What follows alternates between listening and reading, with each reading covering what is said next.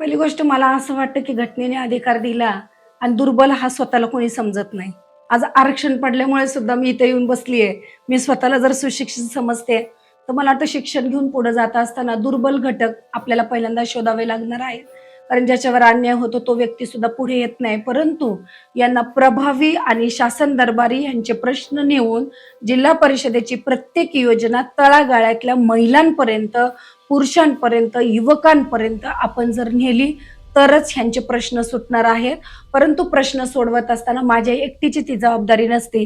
कारण ज्यावेळेस आपण समाजामध्ये फिरतो, अन्याय होणारा व्यक्ती हा बोलत नसतो. मग कुणीतरी त्याचं प्रतिनिधित्व करतं आणि मग समोरचे व्यक्ती आपल्याला विचारत असतात, की "तुम्ही का ह्यांच्याबद्दल जास्त तुम्हाला पुळका येतोय?"